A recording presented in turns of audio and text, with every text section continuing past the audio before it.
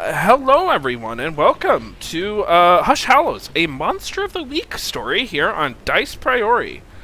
I am Matthew Foreman. I will be playing Oak Williams tonight. He is a spellslinger.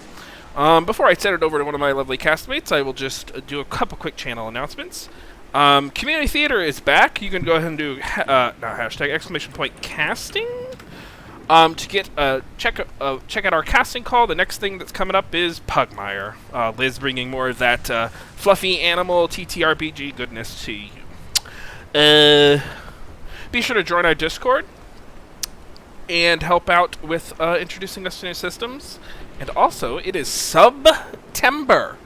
Subscriptions are up to, thank you, Elros, for the sub, are up to 30% off. You could support Dice Priority for 6 months for only $20 if you want to. Or, if commitment's not your thing, you can also just do like a one sub for $3.99. We greatly appreciate your support. I believe that's going to be all of the announcements. Take it away, Kaya. The whole time I'm like, not me. It's like the teacher calling on the kid. I don't know. 5? Hi everyone, I'm Kaya Gaston. I play Isabeau Hauer, the group's dramatic pararomantic. You can find me on the Twitter sphere at Charisma. I don't really do much. But you can follow me if you too don't really do much. I'm super stoked today. I'm going to pass it over to Emma with the best glasses on the planet. Hello, hi. I'll be your librarian this evening. I'm Emma. You can find me at MK Hansen on Twitter. I use she, her pronouns, and tonight I am playing Lucy Doe, who also uses she, her pronouns, and I am using the Monstrous playbook, and she is our resident Grim Reaper, and hopefully she doesn't have a job tonight. Take it away, Maria. Hello, it's me. I'm Maria. You can find me at Happy Capster on Twitter and everywhere else. Tonight, I am playing Hector Bartholomew, a resident mad scientist who's going to be doing some weird science. And it will be great, and everyone will be fine. Right, Alexis? Void howdy, we hope so. Hi, it's me, Alexis. You can find me at Boxfanato on Twitters and such. I use she, her pronouns, and so does Darlene, who I'll be playing tonight. And she is from the Hex playbook. And she is a, bit of a Southern belle. You can find me here all when I'm able. And making all the arts and stuff, so more soon. Take it away, Ty! I am Ty. You can find me Ballroom Brawler on Twitter and over at Mythos Mystery Society. I am the keeper of this evening. We are going to resume with episode 13. Last time, episode 12, the hunters did a little bit more research into the issues plaguing Cal and Isabeau. There were some one-on-one conversations with each other about their histories and emotions at the time. And when we resume, it's been about another night and day of research and preparation. Each of you feels like you have some semblance of the plan you're going with and your duties within it. Does anything happen between any of you in the day and a half you have until this ritual takes place?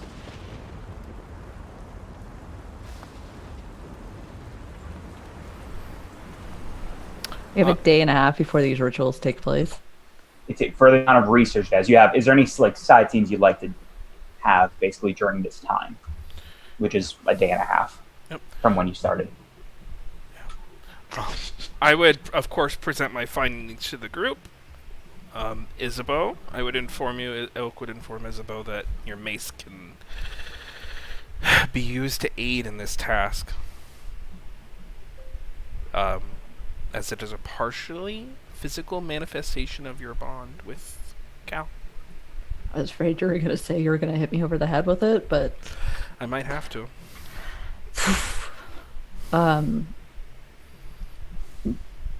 Okay, and she'll like. Do you need it now? I'm not sure actually if I'm supposed to use it or you are. Oh gosh. Yeah, because this has been done so many different times before, and it's like textbook, and we know exactly what we're doing. Yeah. It's your bond with Cal. I'm assuming you should hold on to it. Maybe I could use it as a focus or something. But you hold on to it. We'll figure it out from there. Okay. It doesn't go too far away from me, anyways. Darlene. Darlene. Darlene is clattering about, getting herself some more coffee in the kitchen. She's, yes? I guess we know that one of us is going to have to do the manipulating, and one of us is going to have to heal. Isabel, Darlene is better at healing with magic than I am. But as of very recently, but yes, I think. But it does come with a potential cost, and I'll, show is what I didn't see it before. I'll show him my scar.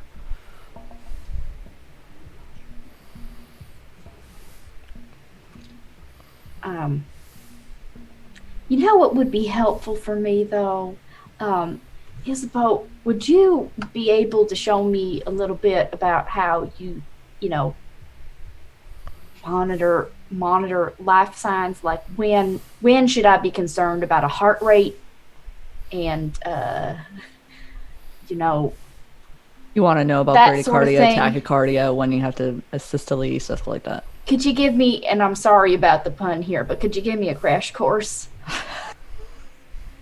Yeah, I mean, it would be easier if we could actually get our hands on a heart monitor. But yeah, I'm pretty sure Isabeau's gotta have a stethoscope somewhere in her pack. Yeah. So she'll go and grab that, and probably at least the blood pressure cuff. And I'll show it to Darlene, just be like, okay, so your main places to check for your heart. Obviously, if you're using a stethoscope here, if you're looking for pulse, you have your carotid, or you have your brachial artery, you have your wrist artery. Never use your thumb. And she'll like kind of go through. It's like, this is a blood pressure cuff, and she'll teach you how to use it. It's like, obviously, if blood pressure falls, you're losing blood. If it's too high, then you're in stress. And I was like, but obviously, heart rate's probably gonna be really high. If it starts getting into like 160s, you're about to probably flatline. And okay. It's all about maintaining like a proper rhythm. Usually you could use different types of drugs, or you could use like a shock to kind of get the heart to be doing what it wants to be doing. But we don't really have equipment. I think I could manage a shock. I hope I'm unconscious if ever that happens. Well, I'm thinking if you need someone to shock you, you're in worse situations than whatever is going to be the result of the shock. Yeah. Right? I mean, fair. Fair. Yeah, I guess we just cross our fingers and hope you don't have to do anything that. And you see Darlene has been furiously like scribbling notes. Mm-hmm. Very detailed and organized notes. Yeah. The goal is sinus rhythm. It's like a good, All right. Well, and I would, Darlene would also ask Cal if there's anything that. Oh wait, Cal's still unconscious, right? Mm-hmm. There's no way of. All right.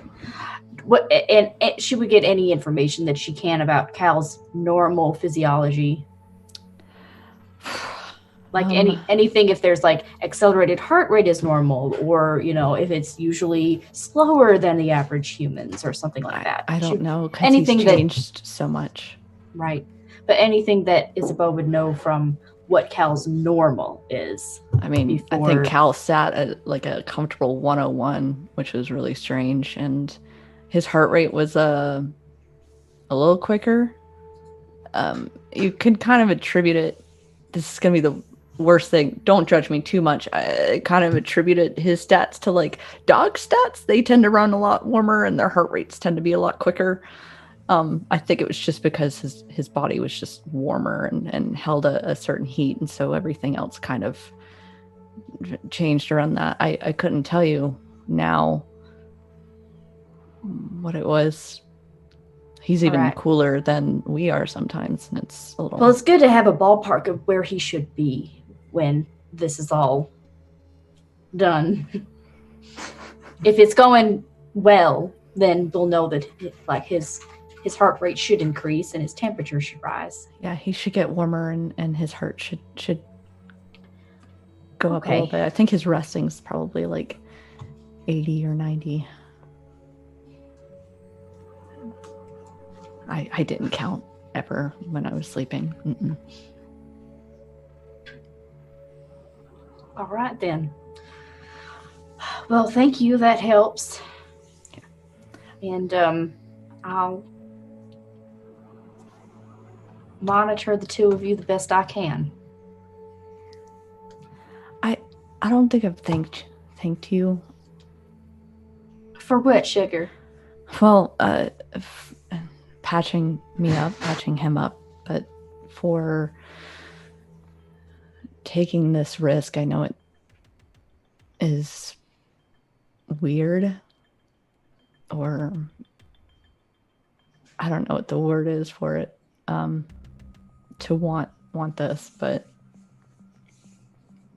I don't know what it is going to do to you or to Oak. I don't know what kind of...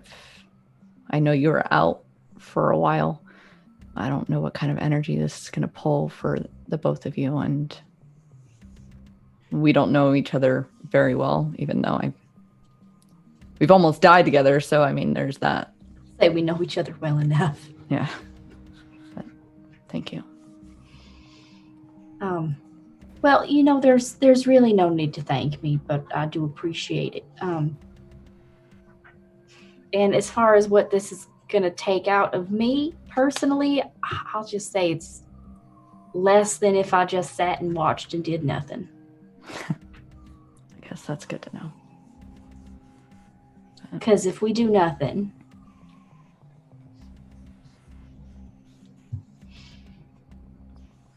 it won't be good. Yeah. Well, who knows what this is going to be either, but you're right. Doing something is better than doing nothing. We'll see. I mean, that's what we hope at the end of the day. Yeah. That something would have been better than nothing. I'll go check on Cal. Go see how he's doing. Is there, if this goes sideways, is there anything that we should know? Anything to tell anyone, or?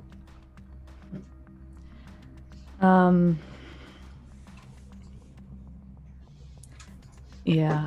I mean, hope and believe it's going to go well.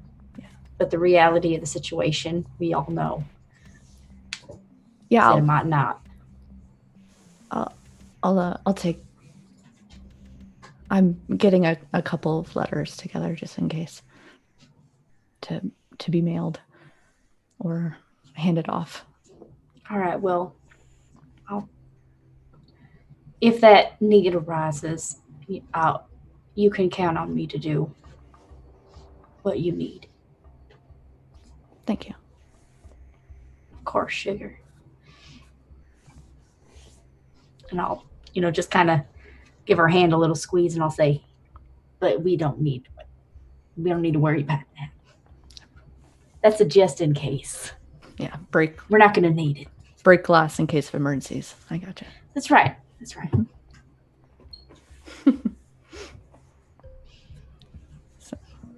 As Kaya, I never knew that my first aid training and my vet training was ever going to come into into play, but so Isabeau's going to go check on Cal, see how he's doing. As you go downstairs to Hector's lab, I think Cal is already on one of the operating, say, like slabs that's laid out. He's still unconscious, the same way you saw him when his ghost form kind of went back into his body the other day. Is he still the same temperature, or is he still getting colder? It's about the same as yesterday. It hasn't decreased a ton. If it has, it's not noticeable by just placing a hand. Okay.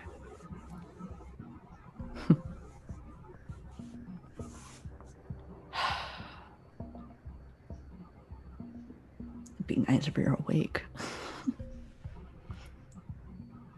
So let's kind of like tuck him into a blanket and sit. I think around now, while Lucy's just been upstairs, like waiting because she doesn't really have anything to do.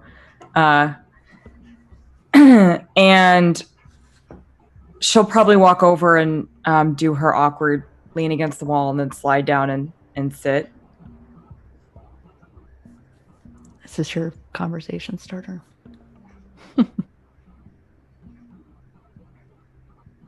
Ooh, yeah. How you feeling? I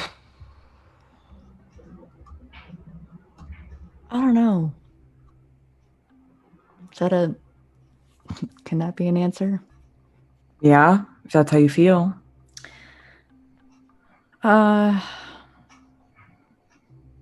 Calm? I don't know. Just kind of, as soon as I made the decision, it's just like plans started happening, and I'm just kind of at peace with it, I guess. Do you have any questions?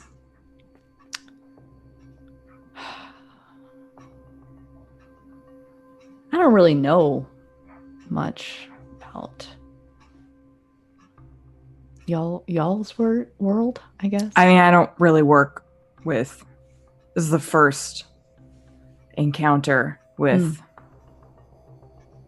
I guess he knew more about you than you did about him. Yeah, I'm not sure what that says about the hierarchy, but here we are.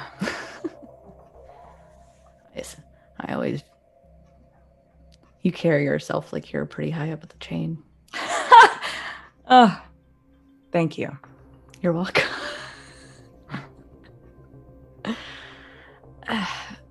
You were talking the other day that, or maybe it was early today, time's weird, that you don't have a choice? Correct. What do you mean by that?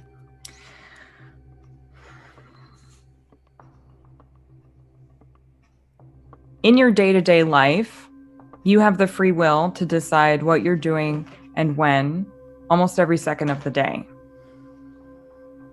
Once you're something else,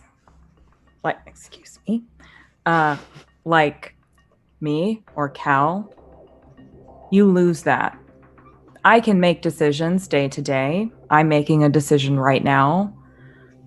But when work calls, it doesn't really matter what you're doing or if you'd rather do something else, you go. That's it. And there's a pull so strong that you can't ignore it. And the pull is there all the time,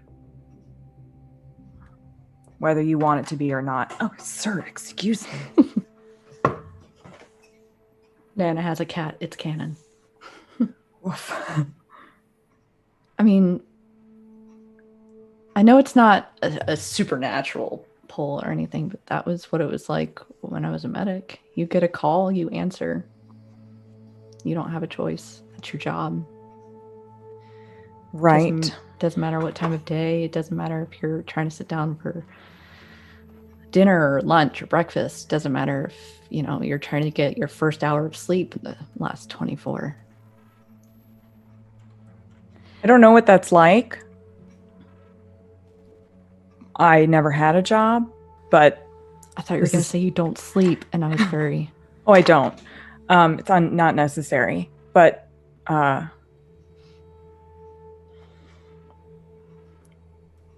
I can say is that it is unlike anything you have experienced in a mortal body.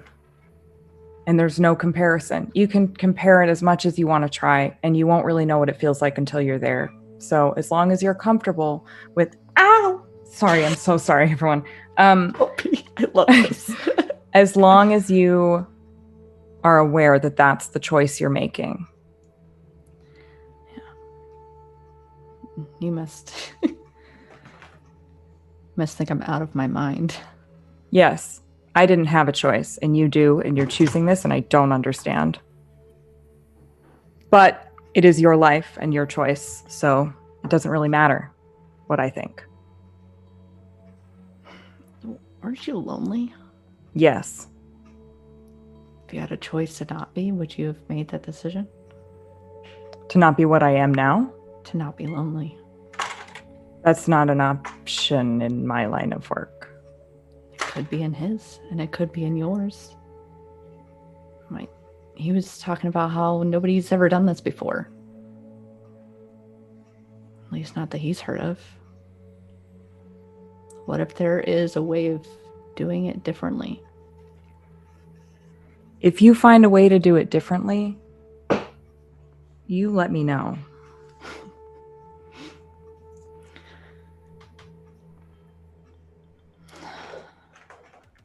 Yeah, who knows? I mean, y'all are different. What he does and what you do are Vastly different. And yet the same. We ferry people where they need to go. I feel like he ferries more monsters than people. He does. Yeah. I don't think that I don't see how crazy it is and how this decision should not have been as easy as it was for me. But I didn't just do it lightly. I don't just look around thinking, hey, it's a Tuesday, might as well become a monster. I put a lot of I'm trying not to look at things with rose-tinted glasses, but that doesn't mean I'm not going to look at situations without hope. I hope that despite consequences, despite the craziness of it all, that there could just be a shred of happiness.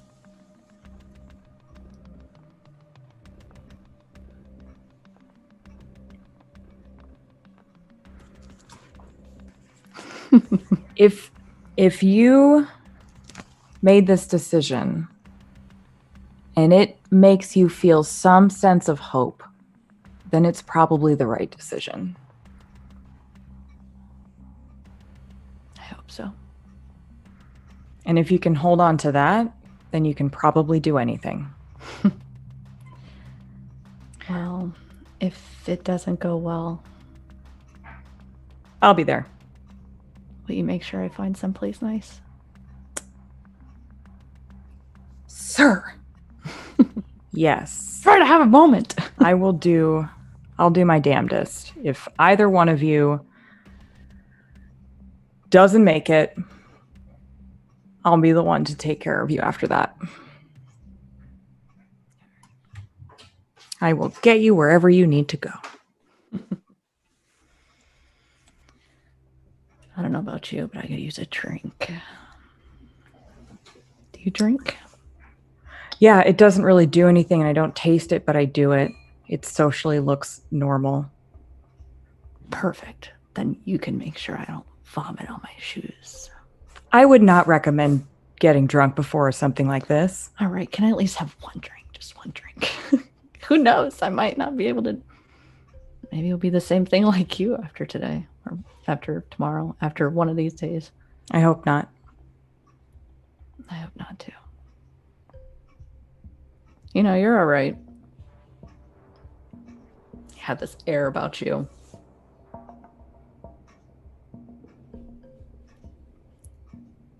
Is that a...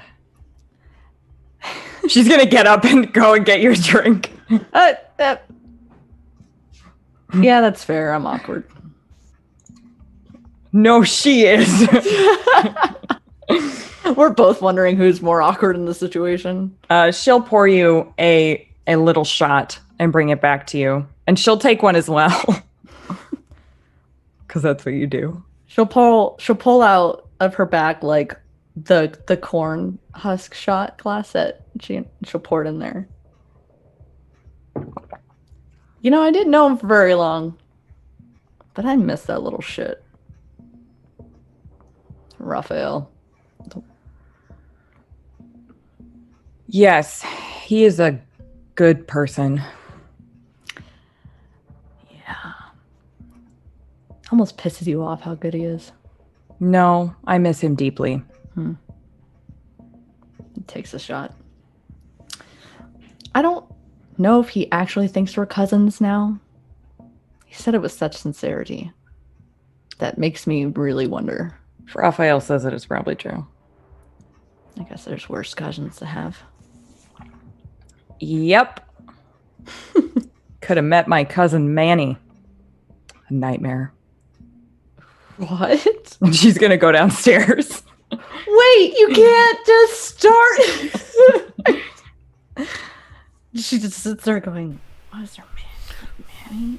Like, Oak blasts the door open with wind. Hector, are you ready?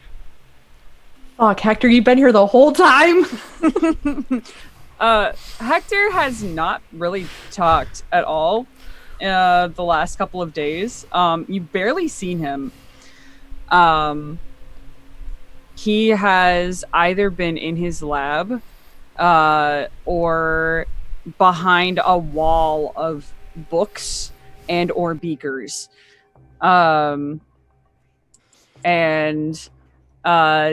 He was currently behind that wall of books and beakers, asleep, but playing right next to him was the tape recorder that he got last session, and one that he's basically been playing on repeat for the last couple of days.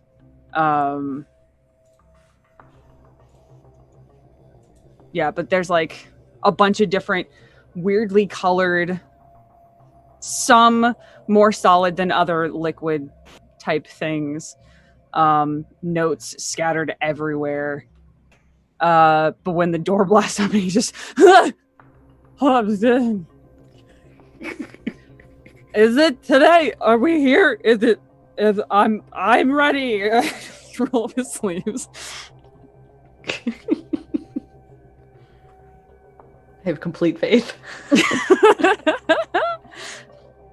Rock solid. Rock solid. Faith in It's Hector. gonna be great. Kai is shaken so bad, but Isabeau's solid as a rock. Good. I'm totally Good. fine. We're good. Good. He would have actually been working on something, Keeper. Specifically, he would have wanted to try to, I don't know if like make or just alter some of the like maybe surgical tools that he already has, using his fabrication workshop. Sure. Yeah. Roll it. I think you roll for that one. I have it. I do. Yeah, I got to roll some weird to get a special item or things Yes. if I need them. I got a 10. Good. Yeah, you make the special item to help you with this. Specifically, I want to make like a slightly altered or enhanced tools to better potentially react with high heat should it happen. Yeah, that's smart. And be like more resistant and resilient to it. Yeah. Plus working on literally all of the other things that could possibly turn Isabeau into what Isabeau wants to be. A lot of sleepless nights. I don't think Hector slept a lot. I think that it's mostly been naps. Lots of naps. Which is fine. Or micro napping's better for your brain anyways.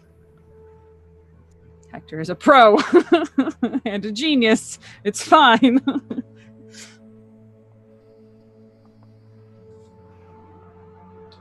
Is there anything else anyone would like to do before we start this?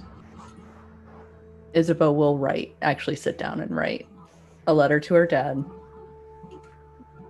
explaining vaguely, just nothing supernatural, I think, just a goodbye letter and sorry. She'll write one to Cal, and because she fully believes that if it doesn't work, it's going to be her that's not going to see tomorrow, not him. And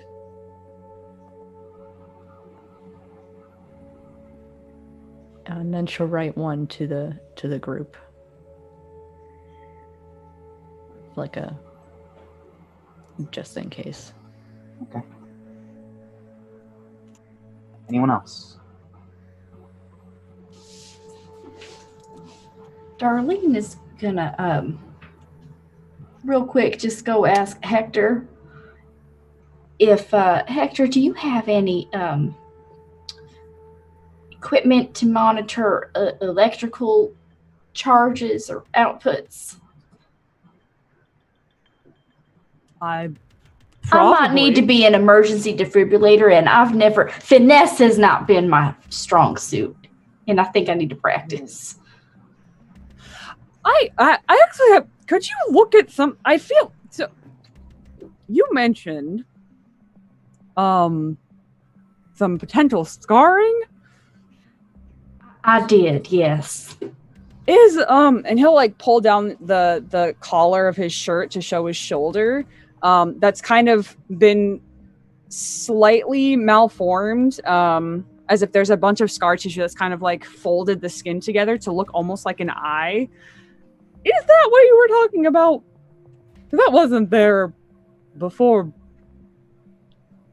If that wasn't there before, all of the events of the other night, then yes, that's probably from me. Although I did not anticipate it looking so ominous. Does it really look that? I can't really. Looks like you got an eye made of scar tissue, like out of your shoulder. It's kind of cool, but also kind of unsettling. I had some students who said the same thing about me at one point. He's gonna go inside of his lab into one of the many cupboards or closed cabinets and like start digging around through just a lot of things. I feel like he would have had something similar, or at least like some sort of I don't know, something that would either produce electrical charges or, monitor some kind of vitals. Or he may have made something way long ago. I think he probably made something that monitors vitals. What does it look like? Oh, geez. It probably almost looks like a heart monitor. But it looks like a heart monitor that you studied. If you studied a very old television show and then drew the plans of what you saw in crayon and then made that, that's what it looks like. No. It is a mishmash of a bunch of different things that hopefully turns on. Probably hasn't been used in about 20 years. Wonderful. That's very helpful. But I also what I needed is something to like monitor how much, if I produce a shock, how much electrical output that is. Like a battery tester? Something along those lines. So something that'll tell me, this is a good range. This is a lethal range. This just isn't enough. That whole thing. I would think that he would have something as simple as like a battery, like a voltage meter, just Sure. in a drawer. He just pulls it out and it's just like one of the few things that are in there. He would hand it to you. Thank you. What? Now, I might need to be the defibrillator. We don't have one. No, it's not really. So I might have to do it. I'm not good with finesse. So I'm gonna practice. Yes, that practice does make things easier, I hear. Typically. You hear? It's not a thing you do. I'll normally just wing it too, but for something like this, I feel like I need to I have a little bit of time. I think I should use it. Darlene, I have an admission to make. And Hector will kind of look around, like just peek out the door to make sure no one else is around.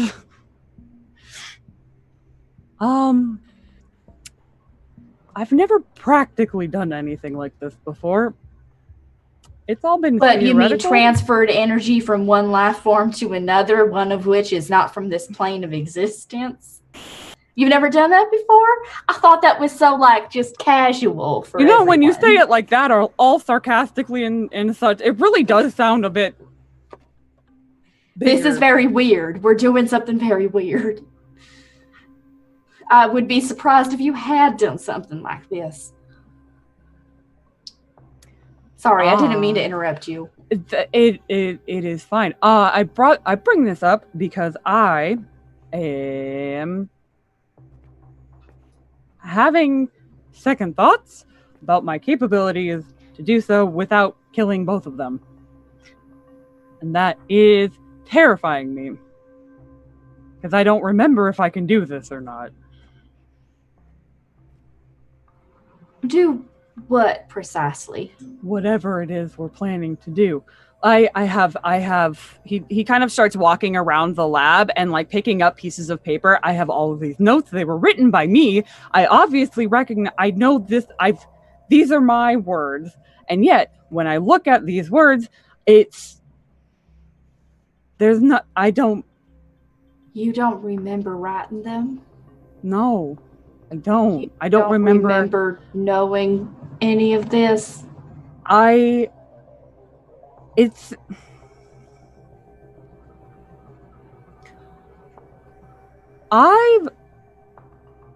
been away for some time. When you say away, you don't mean in a different location, do you? Yes and yet. Yes. You mean, what do you mean by away? I supposedly, seemingly, obviously, gestures around, have been to Hallows before. I was here 30 years ago, something of that nature. I don't remember being here. I was in a coma for a very long time and got out of it about a little over a week ago. And all I had was a letter by Gretchen. Gertrude's a different person who records things. Gretchen, telling me to come back. Gretchen is Nana. I knew So- her. Apparently. But you have no recollection of knowing Nana. I remembered when I saw her as she when everyone else found her.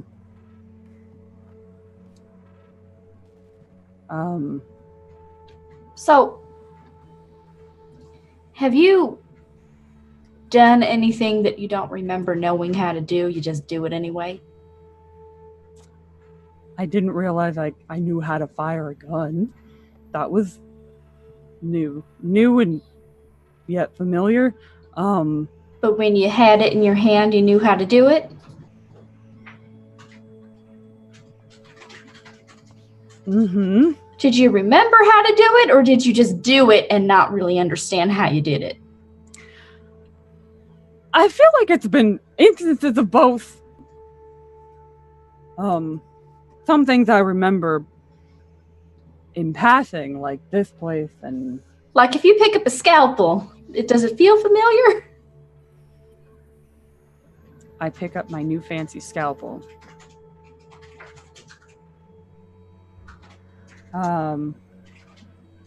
Hey, 1 second. Darlene's gonna go get an orange and get like a rack of like a slab of ribs or something, and bring both down. She's gonna say, "Okay, all right. Let's start with this orange. Just use a scalpel. Just go ahead and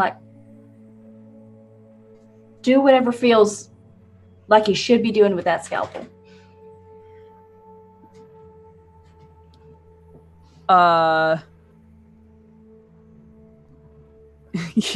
He looks at this plate, this platter that you've laid out before him. Starting with just the orange. The ribs are off to the side. Okay. We'll Okay. see what happens with the ribs in a second. I want an easy win to it. I think he will try. And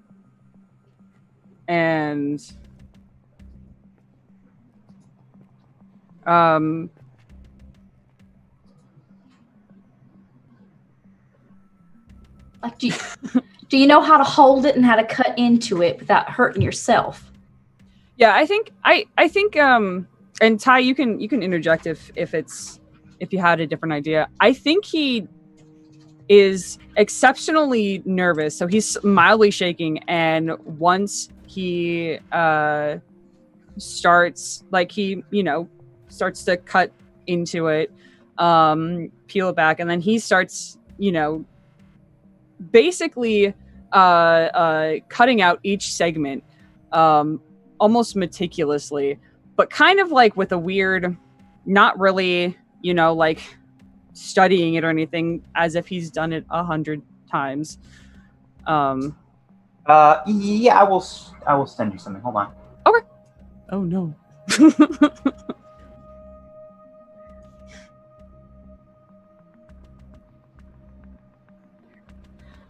Everyone, this is me. I'm really nervous about this whole thing. It's really scary.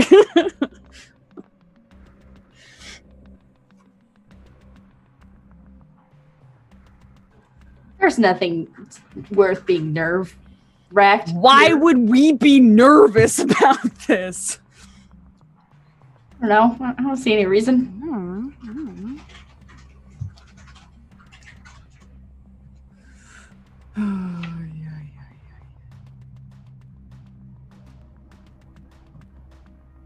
Okay to send. Oh no. Bated breath. Uh-huh. Oh no. I can't read it, but all I feel is dread.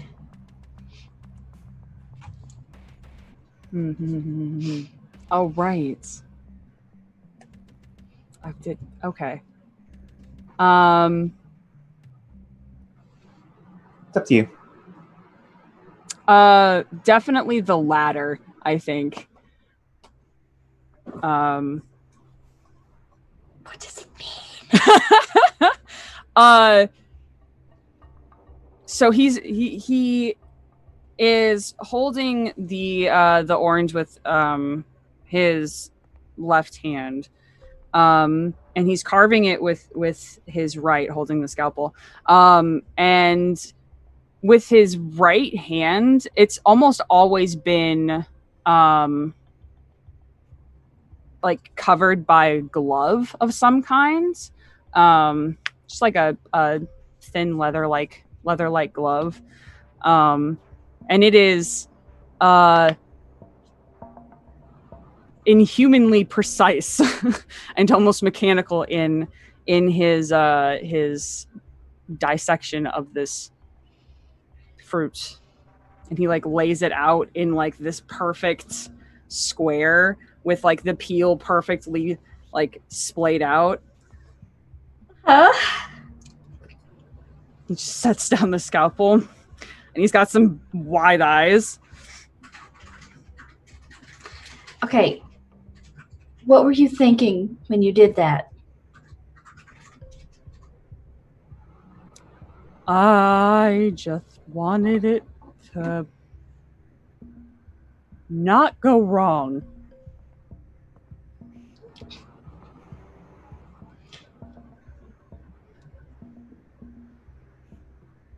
And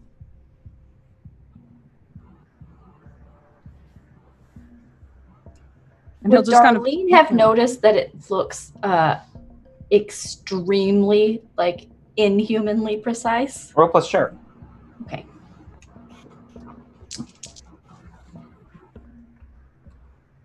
I think that's a yes. Hang on, checking to make sure I have my sharp is right. That's a 9. Something seemed. I mean, it did seem very. I don't think you know with an entire certainty that it was inhuman. It seemed very like, for someone who just claimed that he was nervous about this, it was very precise and confident looking. I will give you. Okay. Well, I would say that you are definitely skilled in a way that is unknowns to you.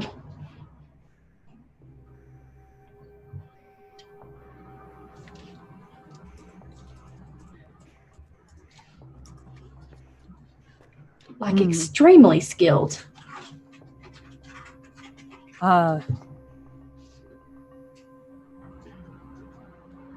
Right. All right, she slaps the ribs down in front of him.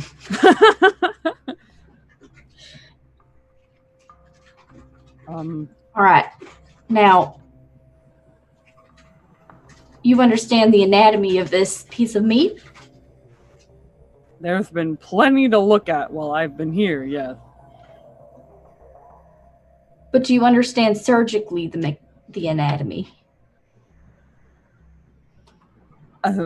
Roughly, I mean, ribs are kind of the same on most organic creatures. Usually. All right, so if you... I don't know. What sort of... Do you know what sort of procedure you're going to have to be doing here?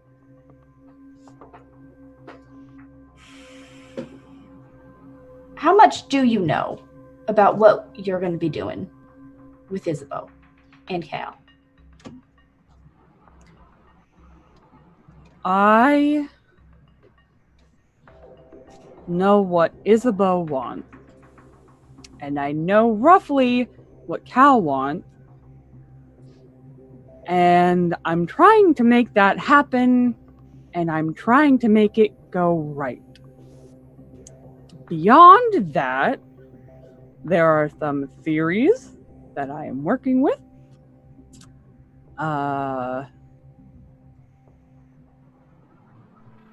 will...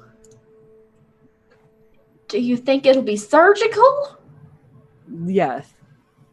Yes, there will be surgery involved. Oh, okay. At least on at least on Isabeau's part. Okay. So, there will be surgery involved. All right. You were very deft with that orange. I believe you'd probably be deft with this slab of ribs.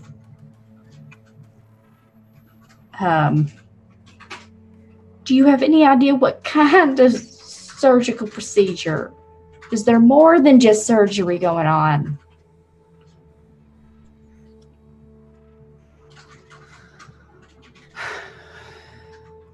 I am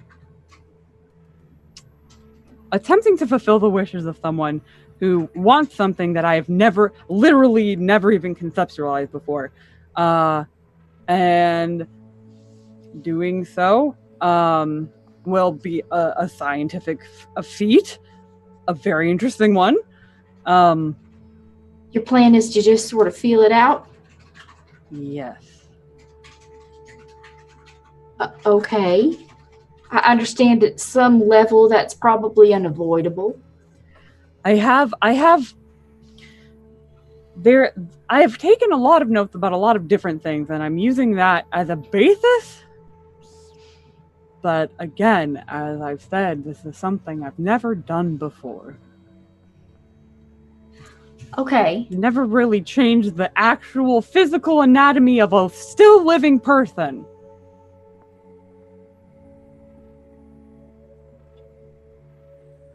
Of a still living person. Yes. Would you care to expound upon that caveat that you put in there?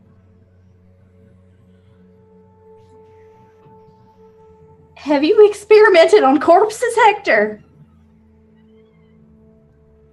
That may or may not. That's Or yes. have people died in your experiments? What? No. Okay. No. I don't. Well, all right. Here's what I studied. I studied things that were. So there was an incident very long time ago. Some things happened. Thing that was dead came back to life. That was very fascinating. I studied that for a very long time. Arlene pours more coffee from the pot that's here. I guess was fairly good at it from the looks of things here.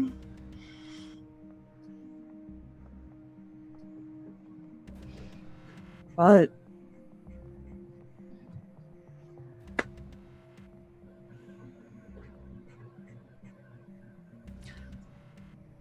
Oak doesn't seem to like the idea of those who can, reanimate the dead and things like that.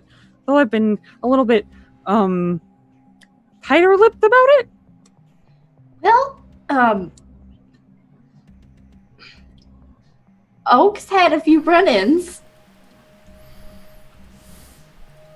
with that sort of thing.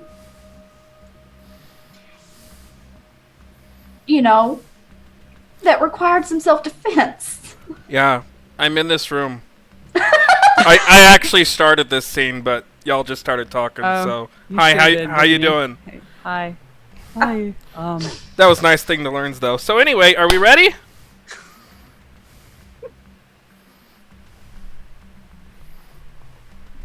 Hector, is there any way I can... Are you looking for some sort of help or comfort, or how can I help you be ready for this? I don't think I will be ready for this.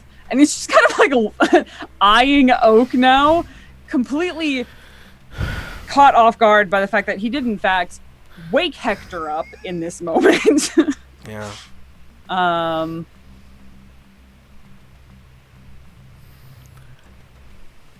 I'm gonna go get ready. And he's gonna pick up all of his papers and put them all in a messy pile and carry them elsewhere. Okay. Awesome. Darlene will be practicing with the, trying to get the right level of shock. After A little bit of time passes. You're downstairs in Hector's lab. 2 operating tables lie side by side. The body of Cal lies dormant on one, the other empty.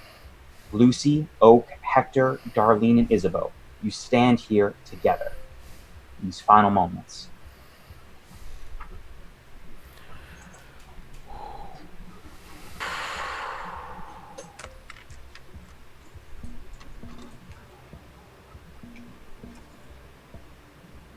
I feel like I should crack a joke, but I honestly got nothing.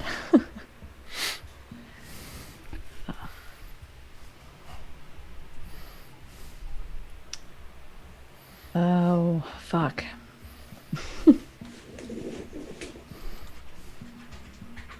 I guess I'll at least give you these, and there's like three letters, and I'll just set them over on the table. One's already addressed. Just put it in the mailbox.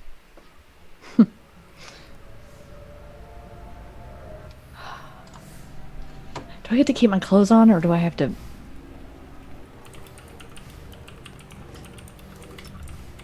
Do I have to be naked? I think there will be some amount of Hector. What? I will attempt to protect your decency. But It's okay. Yeah. I protect your virtue. What the fuck? I will protect you. I haven't been decent in years. Strip down to your comfort level then. Gets completely naked. Would you be comfortable if we were all naked? You know? You will be unconscious. Damn. Okay. All right. Lucy puts her jacket back on. Yeah. Oak's like, oh, okay. Pulls up his pants. Isabel will giggle, will laugh a little bit. Thanks for that. And she'll go over to Cal. And she'll give him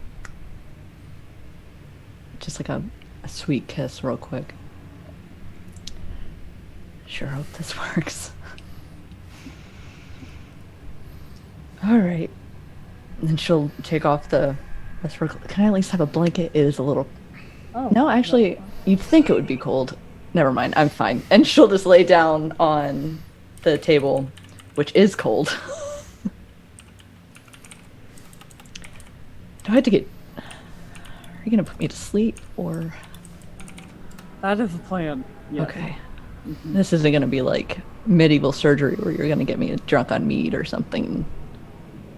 Not unless you want that. No. I don't think it would be beneficial to anybody. And she'll look over at Lucy. Lucy, I promise I'm not an alcoholic. I don't just try to drink all the time.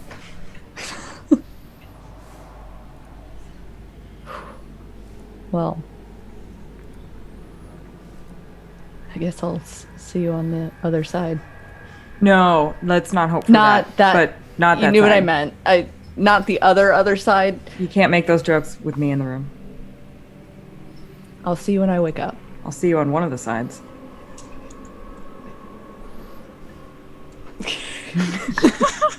Wow. Knock me out, Doc. I'm bad at talking sometimes. Okay, Hector applies some sort of anesthetic.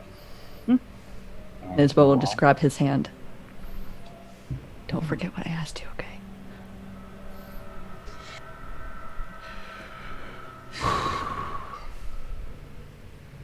It'll be fine. And what? Isabel snores when she sleeps. Isabeau falls to unconsciousness right beforehand, materializing the mace in her other hand. Probably resting either next to her or on top of her. Probably next to her for this. And we will get started with our first roll. Hector, what is your move? Oh god. The move I have is called I Can Make You Stronger. Using the principles of twisted science to permanently empower one of my fellow hunters for a price. Oh, What's that price? The hunter must sacrifice a luck point and will be a little less than human from now on.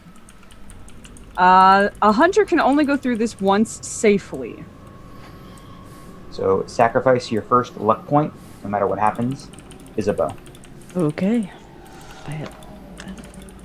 God, I'm just gonna write on this paper. I'll probably end up having to print a new one. Okay. The way you said first makes me feel like that this is. Oh no. Oh, no. Totally fine. There's more to it.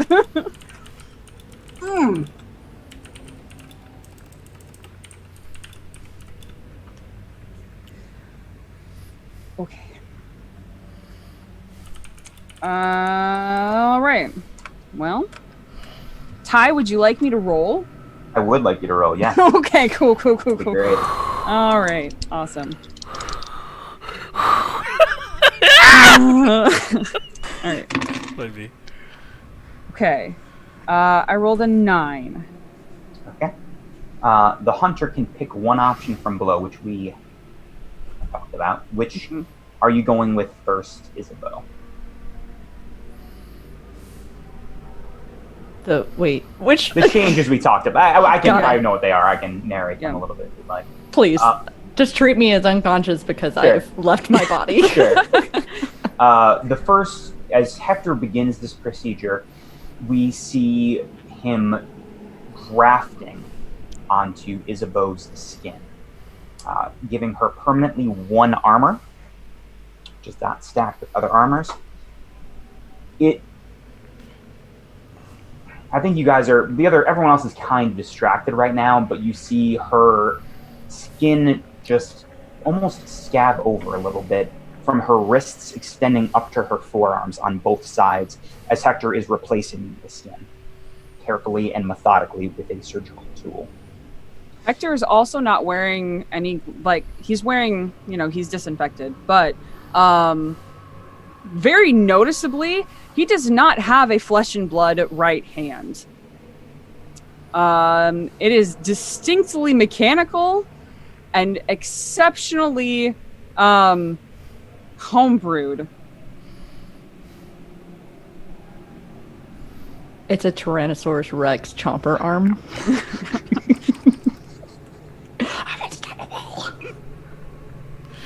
As soon as Hector begins this procedure, both, really it's currently Oak, it's now your cue to begin the transfer of power back. Okay. Big money, no way, me. So I'm transferring energy from Isabeau to Cal? Correct. Okay, I am going to put one hand on Isabeau, and then pointing towards Cal, I'm going to create a kind of tunnel of wind from one arm across the body over to... that then shoots out the other arm over to Cal to channel the energy. Okay, well, anyway. It's advanced, too. Nice. 12. Very good. And I will give you some benefit. So this is you use magic. What you see is, as you are doing this, I think you are enough connected to supernatural, you create this wind tunnel and you see a golden orange, just thin line just begin to connect through their arms, Isabeau and Cal. You also see it begin, the mace that is next to her begins to float in between them as the energy passes through one and into the other. And you feel it going currently at a steady pace. Okay. Darlene, you also see this energy begin to flow into Cal's body. Roll use magic. Oh boy! What am I doing with it? You right are now? maintaining you are trying to make sure it spreads through Cal at a good pace. And trying to maintain his body during this.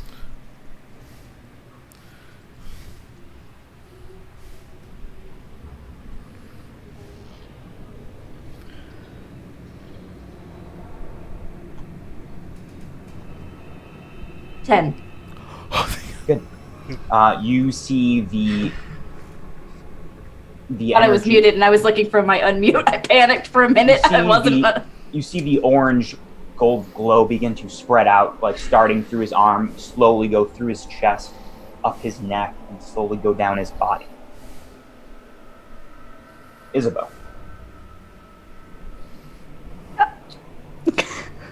What is your favorite childhood memory with your father?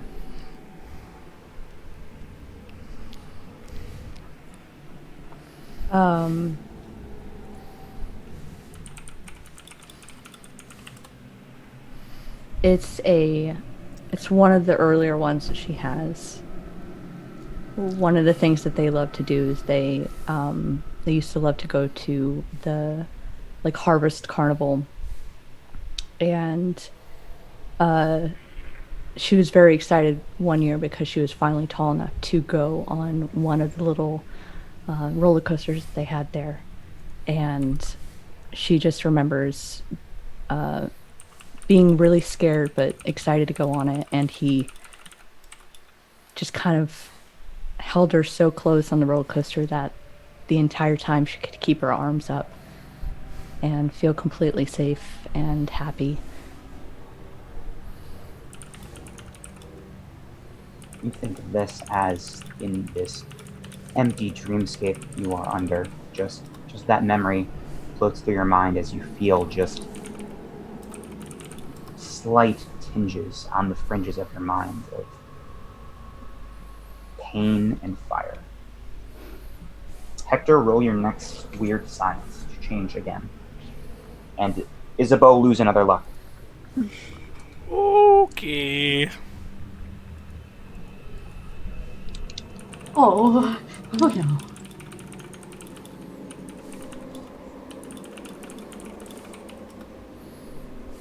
Holy shit. Okay. 13. Good.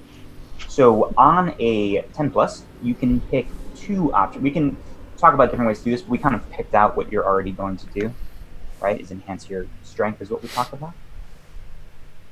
Isabeau? Enhancing my strength. We talked about. Yes. She's already a pretty built person, but she almost Captain America style, just muscles swell just a little bit more. Yeah, that happens. A couple other things happen as well. Please tell me. I don't know what I'm doing. Ty, No, you know the story. No. Yeah, I just meant more of like what we decided for sure for the improvements you're taking. Oh, I don't think we ever settled on anything. That's you do fine. whatever you Don't want to talk me about as long as I live. Hector, you begin injecting a compound you concocted at some point during this manic 2-day science bender into Isabeau's flesh. And you see the muscles swell a little bit, and they begin to twitch and just convulse a little bit. Just uncontrollably. And you can feel the table rattle as it happens. Matthew, or Oak, you... oh yeah. Matthew himself shows up. Yes, hello. Oak, you need to... The power, you can feel it flowing at this good pace. You feel it coming to the point where you're going to need to cut it off to make sure Isabeau still has a little bit and Cal has the majority. Okay. Okay. So as I see, like, I'm assuming, like, this is a very, like, the glow is diminishing. As I see it start to diminish, I will lift my hand from Isabeau and, like, let the bit of energy flow, and then I'm going to erect a wall of earth between the two. Go use magic.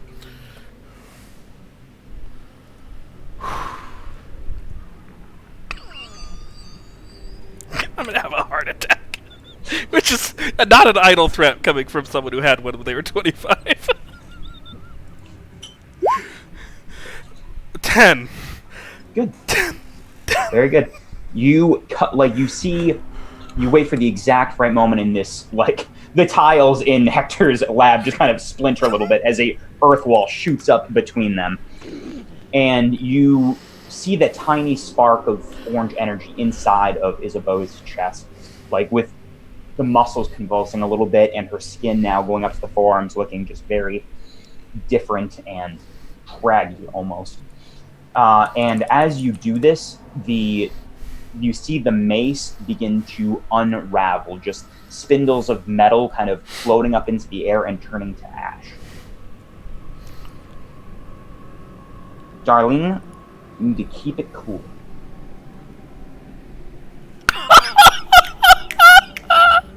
Oh no. Oh no. That was not made for this. I suspect Ty knows that. Yeah. Yep, he sure does. He sure knows that. Oh no, oh no. I'm trying to remember. I get a +1 to anything I do if the last thing I did was magic, right? Correct. Okay, so I get a +1 at this one.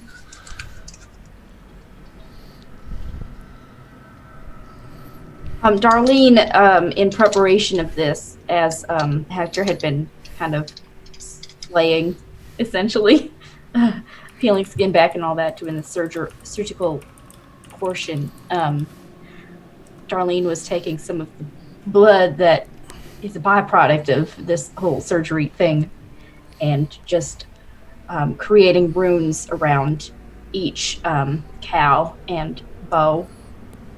It's a bow, I mean.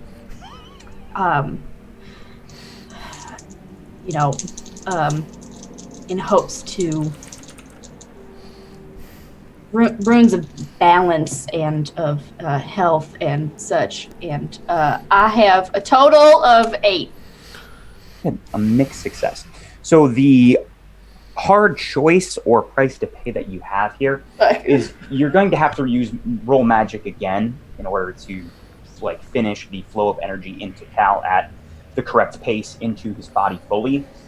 In order to do this, you're going to have, like I said before, it does require a lot of finesse and precision. You're going to have to vent that power, the rest of the power, out somewhere right now. So you can do this with one hand, but the other hand is going to have to do something to get rid of the energy around you that you are producing.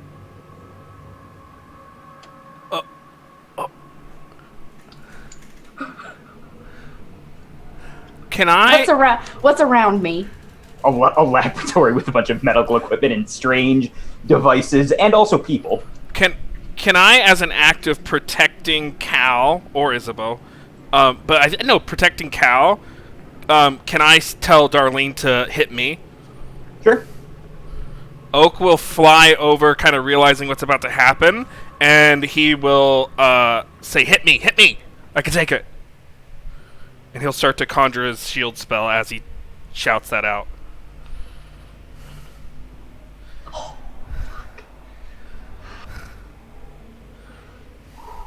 Darlene just stares at Oak for a second, wide-eyed, with her eyes going white and blood vessels beginning to burst underneath her skin, or starting from around her eyes where that is most fragile, and she is holding on, trying to refrain, and looks straight at Oak and says, "Are you sure?" I have to be.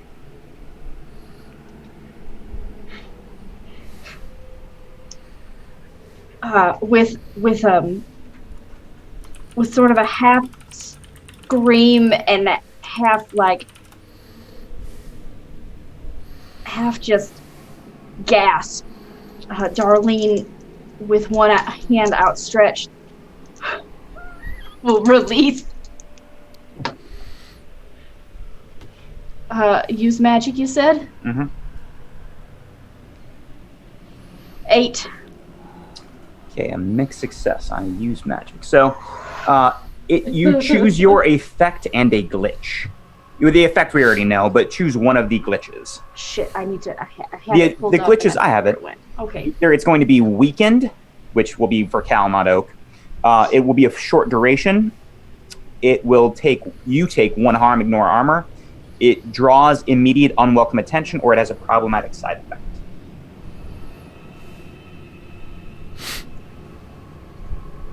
I think. Okay, so there's the whole when when something happens as a consequence of my magic, it doesn't hurt me, it hurts someone else? Yes, I believe that is your... Playbook stuff, yeah. Yeah, that is the... I think bad it's luck the check. harm, but it... That's a miss though. You didn't So- technically miss, so that doesn't... The bad luck Oh, harm okay. doesn't apply. Okay. Well, then I'll take the harm. Okay. You take one I'm- harm. Already described it. Yeah, you see Darlene begin to bleed and lets as one hand against Cal, kind of letting the orange energy flow throughout his body. The other hand, just a mass of power and fury emits from the other hand, knocking Oak back for 3 harm. And a large chunk of the doorway is also gone as Oak just flies through it. So if I had my shield spell up, I can reduce it, right? It was armor. That was the intent, that I was protecting Cal. Yeah, sure. Okay. I'll let that happen. But yeah, it's like boom, fly back. The shield spell shatters, like the wind-based energy of the shield spell just completely falls apart, and I go flying. And you are just out of the room, unconscious. Yeah. And thank you, Soul Bear, for the raid. Yes, We're thank attempting you. a very dangerous ritual. Isabeau, Yes. what was the moment you realized you fell in love with Cal?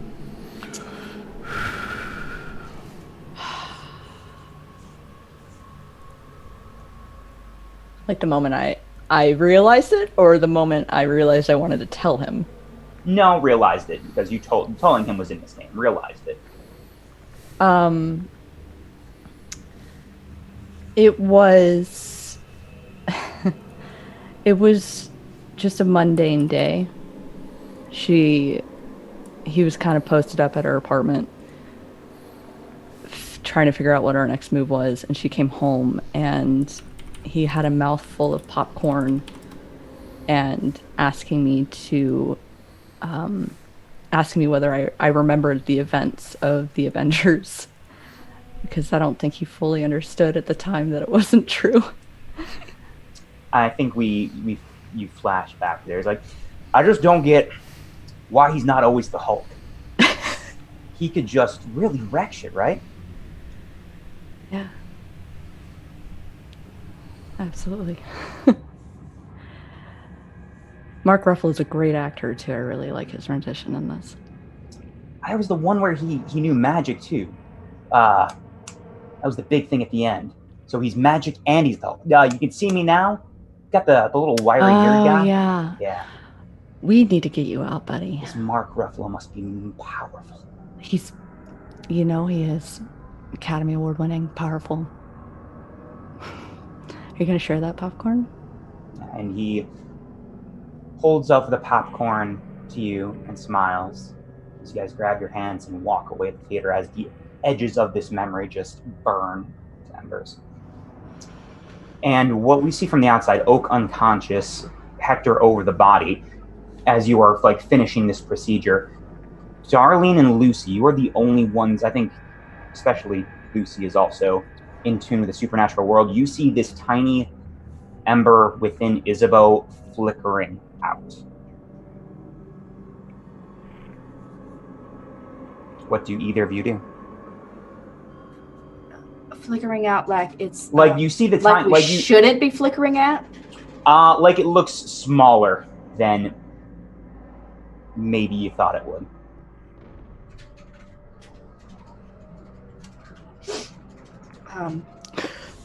Darlene looks straight at Lucy, panting from the effort that she's been going through, and just says, Is that what it should look like? No. I think it should be bigger. This is not my department, though. All right. Darlene will dig real deep and try between the healing magic that she has recently started to try to do and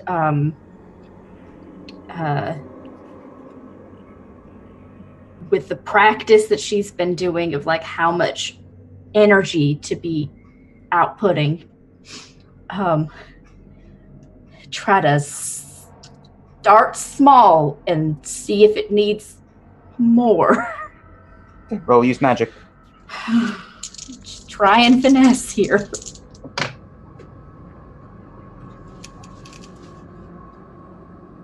It's so good. Okay. +1 from the last thing I did was using magic. 13. Okay. You see, like, you and Lucy, out of anyone in this room, see the tiny spark begin to glow brighter and kind of erupts from a spark to a flame as it fills her body. And you see her eyes flutter a little bit and the muscles stop convulsing. And she looks to be breathing and stable.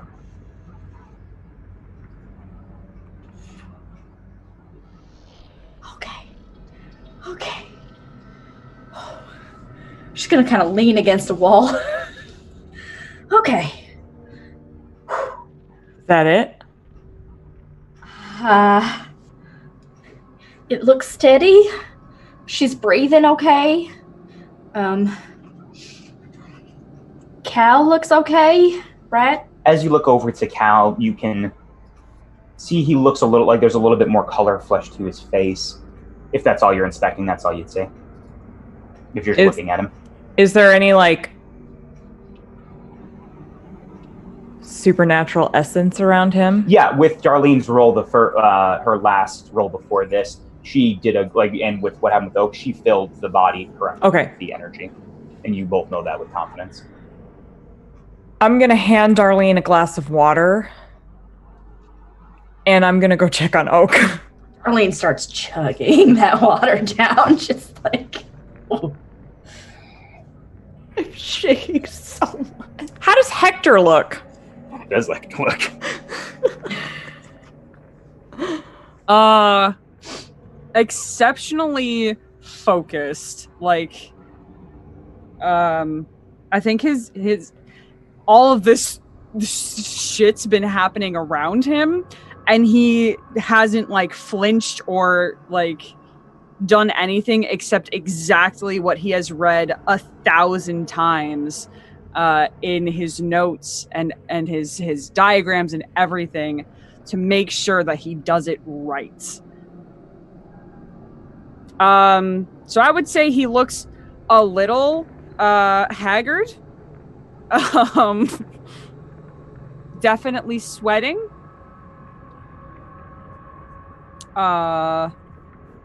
But I don't know, making sure that just, like, exceptionally focused on Isabeau. Until Isabeau wakes up. Okay.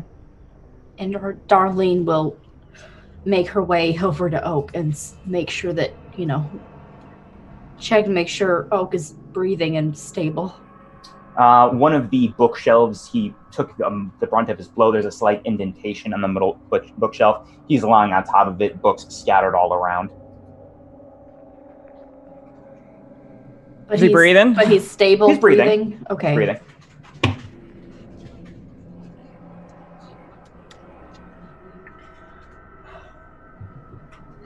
She'll just put a hand on the floor next to Oak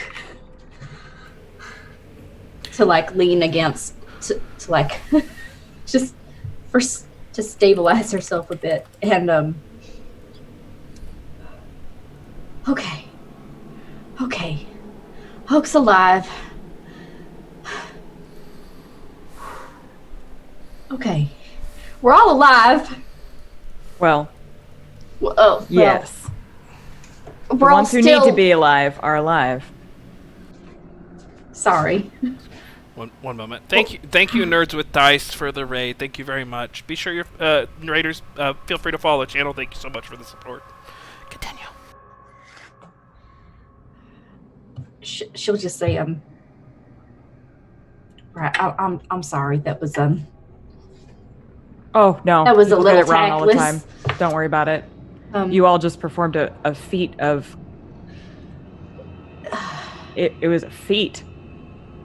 I wasn't sure this was going to work, to be honest, and you all did it. Well, I hoped, but you never know with these things.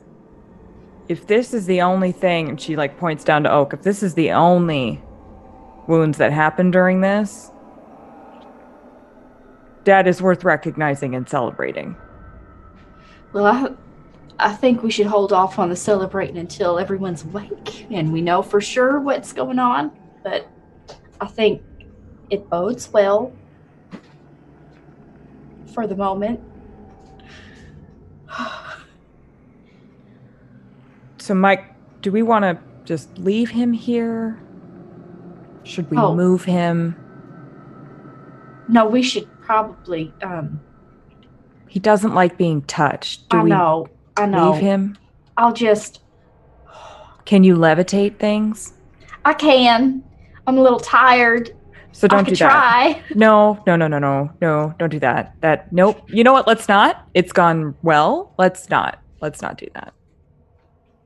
You know what? How about what if we kind of do a little bit of both? What if we take a blanket and I just levitate him onto the blanket? That's not very far. That's actually pretty easy for me. I could do that easy. And then we just carry him up. That way we're not touching him. But we can still carry him to his bed. Okay. I don't want to leave him. This looks like uncomfortable. He's on top Hector- of a bookshelf Hector and would displayed say- weird. Hector would say from just where he's standing, still looking over Isabeau, "You can put him on my cot." Does it look like he has broken bones? Man, what's your harm at? No, I had a shield spell up, so I just have 1 harm right now. Oh, then you're fine. Oh, Yeah. okay. 2 arm- Okay. yeah. Okay. I had 2 Got it. armor. Perfect.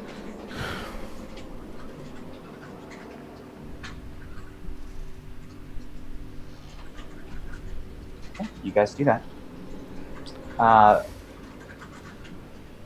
Who is anyone staying in the room? Is it just Hector staying in the room with Isabeau and Cal? I mean, I'd go back in there once we got Oak Okay. on the cot. Sure. You guys stay there, probably in relaxation and recovery and silence for about another 20 minutes. And Isabeau, you wake up first. Your skin, especially from the wrist to the arm, feels different. Like it has rapidly formed hard scabs, and it has splintered and cracked, like it is extremely dry.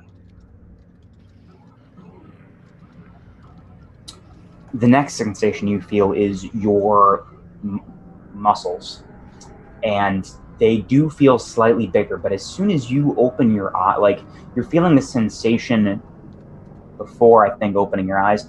As you do, everyone else would see her eyes are now glowing a bright amber orange gold. And as soon as you kind of start up, especially if you're only wearing minimal like surgical stuff, you can see there are faintly glowing tattoos of orange and yellow wrapping around her body.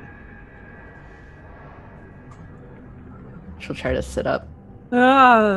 Carrots is slow. Arlene, who is sitting on the floor, leaned up against a wall, has been like just zonked out, taking a little power nap, like starts awake. What? Who? Am I alive? Looks around. Think so. Those are new. What are new? Oh, that's new. A lot of things are new. So take it slowly. I want to make sure everything is fine, as far as I understand it.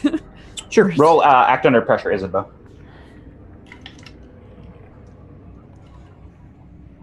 Nine. The No. basically here's just what happens. As you are getting closer to inspect Isabeau as she's sitting up, her and Isabeau, you're just kind of like feeling this new power and energy, which is more than you have ever felt from the energy of Cal. your skin doesn't hurt, but it catches fire. And so does a small portion of the lab. Sorry. We gotta stop with this, y'all. It's a little intense. I start going upstairs to go get more flour. Arlene takes like the small amount of water that was still in that glass and just tosses it towards the fire. Like, I got nothing. Sorry. I'm sorry. It's fine. You're here. You're here. And Hector will look towards Darlene and point to like either some just old or unused blankets or towels or something that are probably in a corner that have been there for years and years and years. But he'll kind of gesture towards that to take care of the fire before it just becomes a problem. Seems to be a habit with me. Where's Yeah. where's Yeah, Cal? sure. As your body is still like aflame, Isabel. Oh, yay. Oh, cool. The tattoos are glowing bright, and you feel a hand grab your hand, and you feel the heat decrease, and just bare flickers on your hand. And Cal is holding it. He says, "You got to learn to control that." His eyes also glowing a bright orange gold, but in both yours and his left, your right, there's a small ring of brown. You.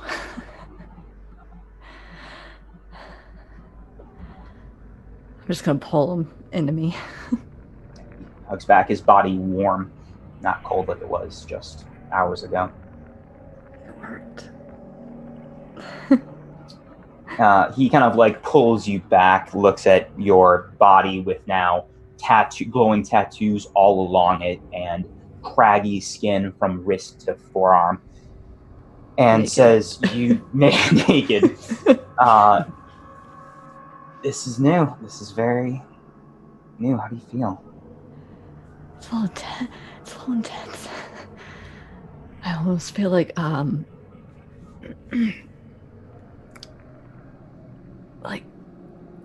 like a storm surge almost. Like sometimes you can see the water retreating, but then like it starts to like overflow. I know it's so intense, hot, very warm. You feel a little warm, but it doesn't, like, the flames being on your body doesn't hurt in any way. It doesn't feel like you have a fever. It just feels like a comforting warm. new normal. Yeah. Gotcha. Is it a bad look? What'd you say? Is it a bad look? No, I think it's cool. It's hot. Smiles. Wait, before you fall asleep, because God knows what's gonna happen, I just want to hear you say it. Oh, fuck. Oh, I feel like I should probably put some clothes on, but I feel like I might catch them on fire. I don't want to go through half my wardrobe. I feel a little exposed. I'm not gonna lie.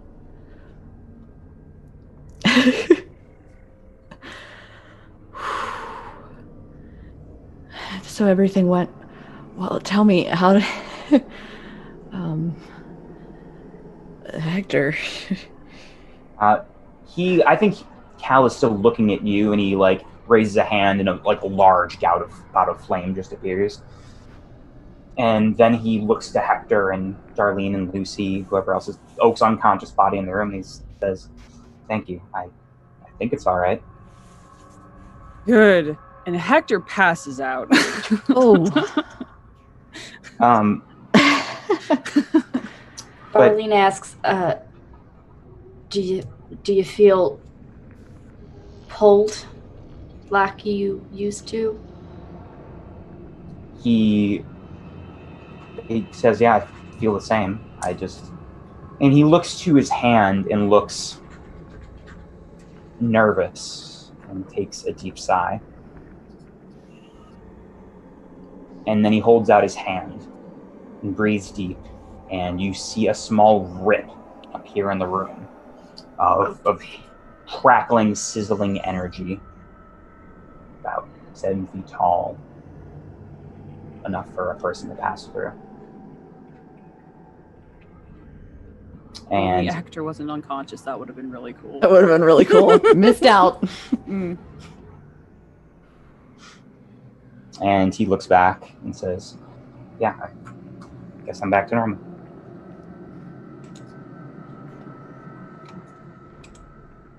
I'm not gonna lie, I was a little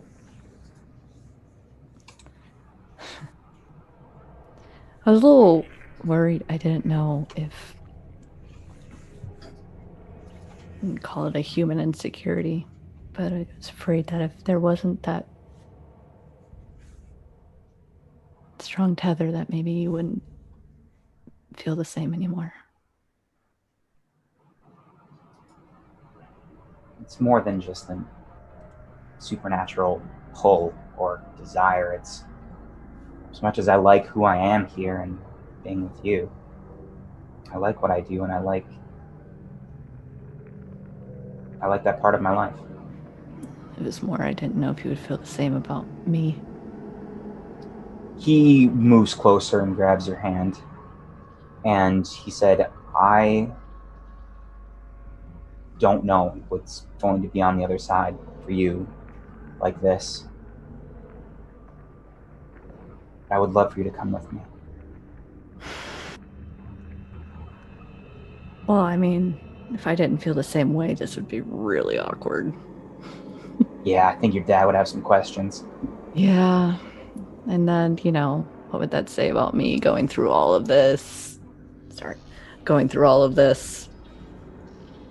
just be like, nah, I don't Just want a to. really, really early midlife crisis. You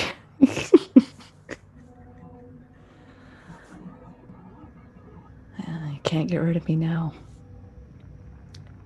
Do I feel anything different, Keeper? Do I feel any type of pull? I think you feel it's less so. I think you are currently overwhelmed with the feeling of just new My power body being completely different. Your body being just entirely changed, like from the physical outside to the muscles inside to the very energy and nature of your being. That is what overwhelms you more. I think you feel some sort of maybe more curiosity and interest in the portal, but not like you have to hop through or anything. Gotcha. Is it still open or is it closed? No, it's open. Do we have to go now? Can't spend a couple days. He holds out his hand and towards the portal and says, we can wait a day or two if you think that'd be any easier. I don't know if it'd be easier, but I wouldn't mind just having a little bit of time before we have to go into a middle hell plane and maybe not see each other for a little bit. You've been asleep for a bit, and it's been crazy for a bit, and I've got these new things, and listen, I want to do naughty things, and I don't want to go to a hell plane where I'm not going to be able to do them possibly for a little bit of time. It's not a hell plane. I lived there, but yeah, I get your drift. Let's just burn down a couple of houses before we have to go and see what kind of crazy monsters we gotta hunt down. He says, I can wait a day. I mean, I can wait a day or two, but hey, a day is more than enough. Okay. At least we have a day now. And he extends a hand, and the portal just shuts as he closes his hand.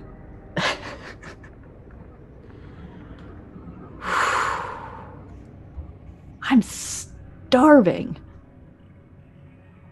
I could go for some meat for sure. It ain't cooked, I'm just gonna let that one There's a slab go. of ribs that's right over there. I'm sure you two can take care of that. Oh, or some of that honey baked ham. And a shirt. I'm gonna try and put a shirt on. You're gonna try. He's currently holding you. Are you gonna try to do it without him? Nope. I guess I'll just stay here. No, I mean like you're going upstairs to try it, or are you staying? Well, technically, my clothes are in the corner. Oh, you can grab them. Unless, because I did disrobe once I got in here. Yeah. Unless I accidentally burned them, which would be fucking hilarious. No, you didn't. I don't think you did. Roll act under pressure. I have no plus to cool.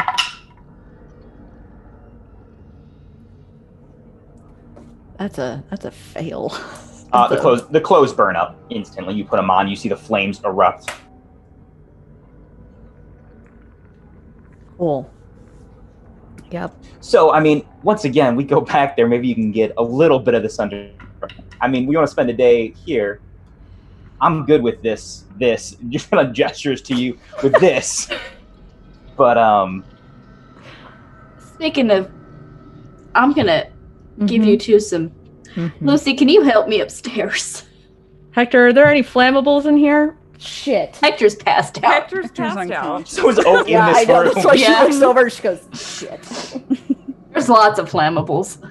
I was just- will. Darlene will say your best bet is like a porcelain tub or something. And Check Nana's private bathroom. Lucy will pick up Hector and put him somewhere so he's not just crumpled on the floor next to this. And then we'll go over to Darlene. Do you want help, or would you like me to carry you? How would you like to do this? just need a shoulder to lean on right now, please. Okay. And I will help her up and help her upstairs. Is Oak still on the cot? Yes, unless anyone moved Oak's body. Nope. Okay, Oak is on the cot.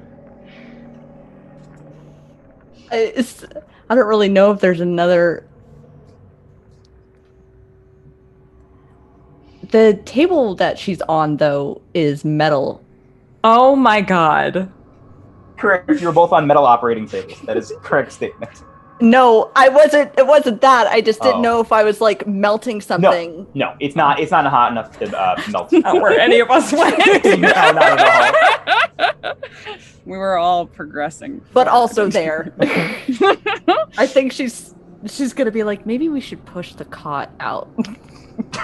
Yeah, you guys just Where wheel all the books you are. wheel the cow out by like the ruined library and try to shut the busted door frame that is now Yep, gone doesn't to matter. Hector's lab. Shuts the door. Just lean a Good. door against it. Gets reacquainted and tries to calm down so that I can put clothes on. Yeah, I think with Cal's help you do. Well, whatever. Yeah. They're like there's With certain Cal's things help, I probably do. your clothes are gone because you burned them. That's But fine. whatever extra things are all around. Isabeau's not gonna be worried about clothes for at least the next hour. Fantastic. Nothing like calming down. At least it comes back. And you feel how do you feel? And Oak, you wake up a couple hours later. You probably see sparks coming from the laboratory, like clouds of flame. Did we do it? You don't think anyone's around? I know. Yeah. I know. Did we do it? Oh God, everyone's dead. Just a strangle cry for the other room. Yeah. Oh, okay. I would walk upstairs. I would deign to walk upstairs. Is everyone okay? Yep. I think so. Okay. You don't want to go down there right now. No, yeah. There's a lot of fire and sparks were flying. That's all I'll say. Where's Lucy? Oh, I'm here. Here. Oh, I didn't see you. Right behind you. I was incorporeal. Yep. Lucy, can I talk to you in private? Yeah. Of course. Oak would, go to his room with Lucy and like shut the door. I need you to help me cut off my arm.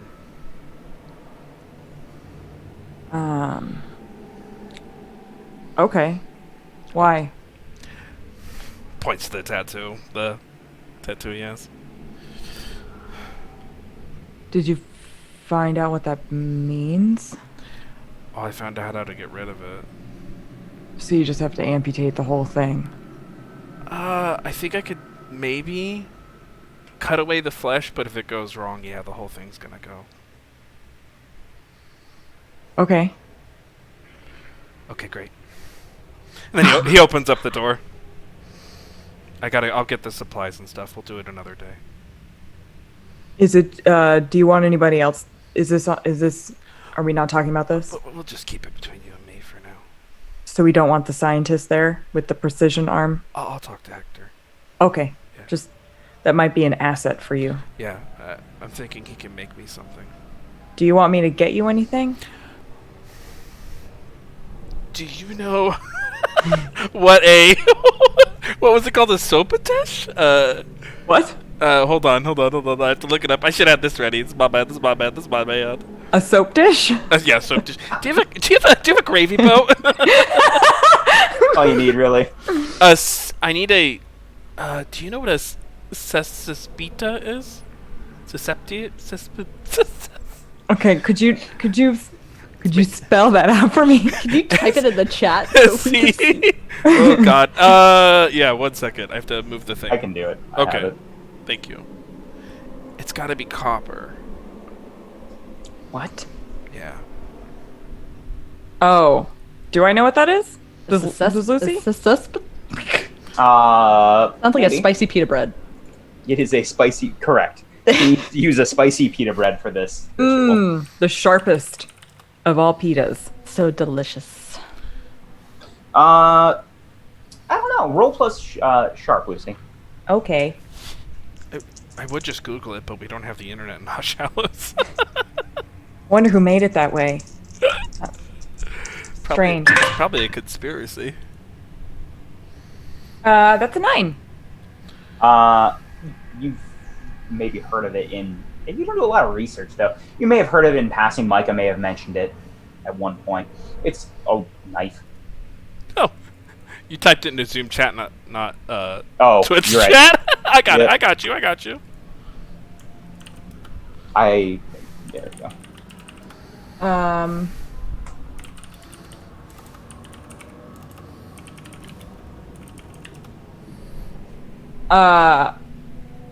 Did Micah have a Greek accent? Yeah. Okay. Not going to be an accent, but you know he's Greek. He's totally Got it. Greek. Okay. So, yeah. Okay. Got it. Good. Oh, weird.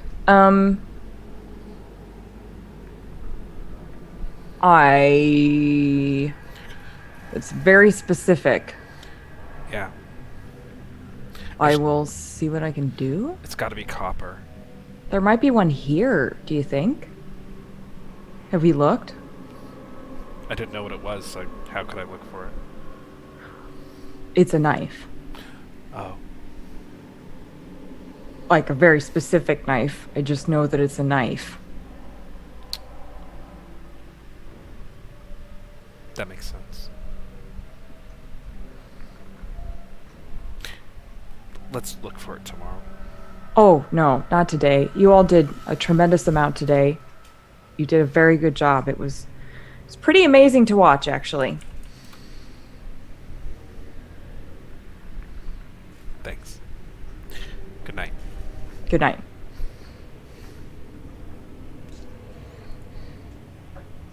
Okay, and you guys part ways.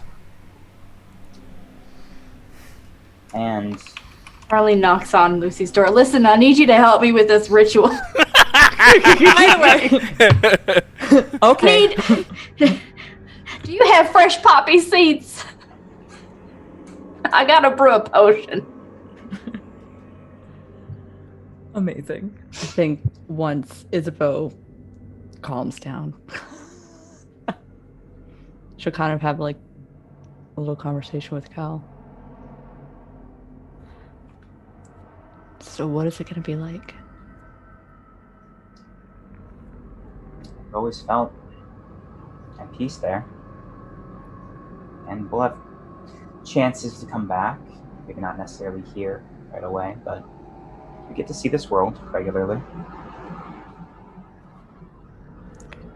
Is it like,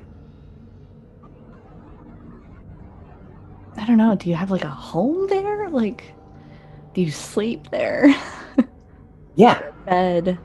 I don't. He like tries to search back as it has now been over a. No. It's been like 8 months. 8 months since he's been there, and also his body and connection to the supernatural has varied within. And he tries to think back, and he I must have slept. I don't know if I had a bed. Do you age? I'm different there. I've been this way as long as I can remember. I wonder if I'm gonna age still. Maybe I'll slow down a little bit. Am I just gonna have to be naked for like ever? I think once we go back, maybe we can help things go well. We can help get this under control. I guess I was just trying to be a little naive and just have just a little bit of a moment. But I know you're right. Hell, I can't even put on pants. Yeah, that's not going to be great for the outside. I don't know. I feel fine. I mean, legally. Like people seeing me. Yeah. Yeah, I understand what you're saying. I was thinking elements and the fact that we're out in the middle of fucking nowhere. A lot of dry leaves outside, too. True. Oh, shit. Forest fires. Smokey the Bear taught me anything. Friends with a bear? Oh, buddy. I guess it's turnabout's fair play. You're going to have to teach me about your world. Oh. You'll be able to see it. What? I said you'll be able to see it. Yeah. Does Isabel still have the canines or just the eyes? No, you have elongated teeth as well. Now longer, like matching Cal's. I can only imagine how many times she's accidentally bitten her own lip because she's not used to them. Yeah. Yeah. Also sorry for biting you. Happens. I don't know. Should we go? I think he looks upstate, looks up and then kind of purses his lips and he gives you a nod. I want you to feel ready, but This isn't gonna get any better.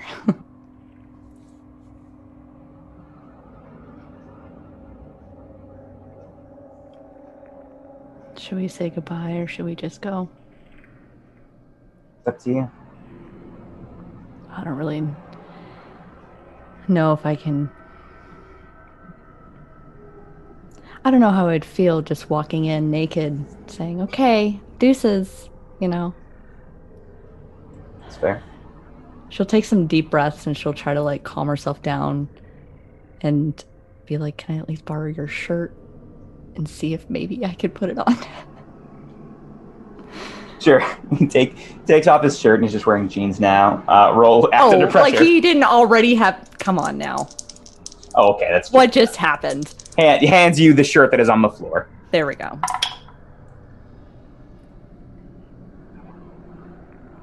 It's a 7. You put this shirt on and you can feel like as soon as Cal lets go of you, you can feel it beginning to heat up rapidly. This is like me in the morning when I'm having a breakdown and I'm trying to cool him down to put pants on.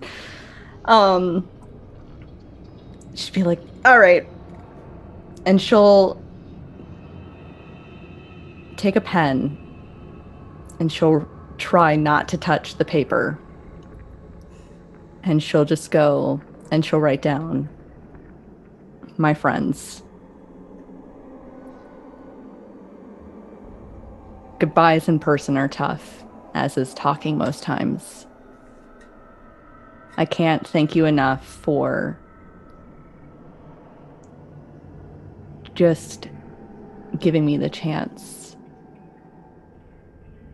to share this life with the man fate brought me to. I'll be back soon. Try not to die. Love, Isabeau. I should go to Cal. Be like, is this going to be interesting walking into your plane? I think you'll be fine. And he extends a hand, and you see that same like rip in reality just tear open. Well, at least you get to show your girlfriend's hot bod to all of your friends.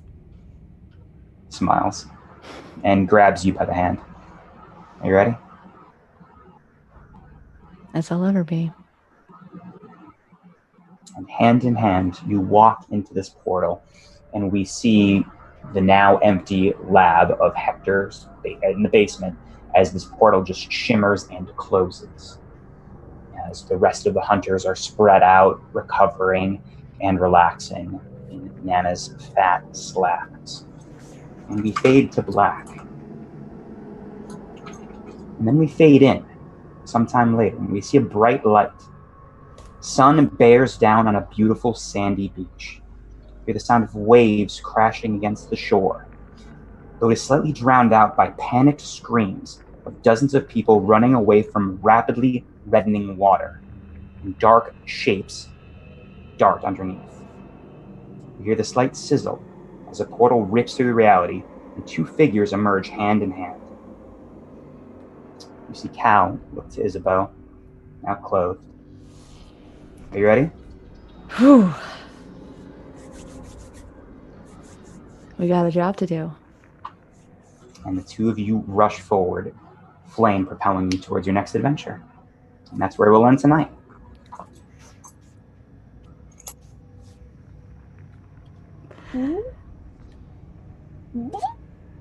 I can't believe it worked. You all for joining us. Everyone, go ahead and say where we can find you, your name, and favorite moment. Let's start with Hector. Hello. Tonight I played Hector. I'm Maria. You can find me on Twitter at Happy Hector, where I'll probably be screaming about this particular game for a while. You can also find me on Mystery Mythos Society. We're going to be playing something, I believe, Saturday? Correct. I'm not sure what it is, but it'll be great. Stay tuned for that. What else do I do? Goblin Society Games. We're on a weird kind of hiatus right now. We're prepping some stuff. It's taking a bit, but hopefully some cool stuff will start coming out soon. My favorite moment, the whole thing. But if that's too vague, oh god.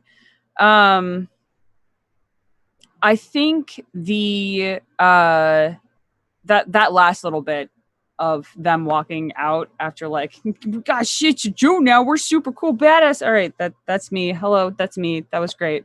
Emma. Hello. I'm Emma. I played Lucy tonight. You can find me at MK Hansen on Twitter. You can find me here on Tuesdays, and you can find me over at Mythos Mystery Society randomly, but also specifically this weekend on Saturday. So watch socials for that. And my favorite moment from this evening was the moment that we discovered that Hector has a bionic fucking hand that is precise and sharp, like by sharp movements. Not that it itself is sharp, but that was, I mean, beyond the entire ritual actually working, which was amazing. But that was a discovery. So that's me. Take it away, Alexis. Oh, hi, I'm Alexis. You can find me at Fox Fanato. And I live here, here. Pay attention to my socials. I'm recovering still from some health concerns, so I'm not quite back up to normal schedule, but I'm working on it. So, my favorite moment, I think,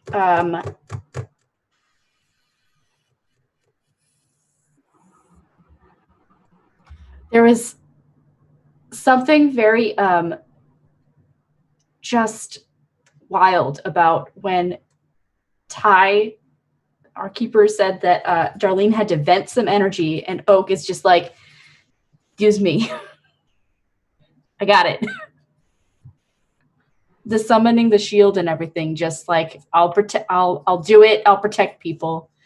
It was like really big for Oak, I think. And yeah, there was a lot to love in this whole episode. I think the other big thing was the memories from Isabeau. They were so good. So good. Yeah. I'm going to be sitting on this one for a while. There was so much in this. It was so good. I loved being able to do a ritual. So cool. Anyway, that's me. Take it away. Take it away, Matthew. No, take it. Yeah, whoever. Matthew. Go, Matthew. That's fine, yeah.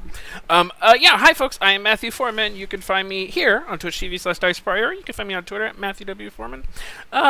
My favorite moment, I think actually, well, the ritual was of course poppin', all good stuff there, but yeah, the memories that Isabeau had to lose, that was so good because, Oak was like, nothing, like my like nothing is for free, and my expectation is like, this is why this stuff is happening, and oof, good stuff.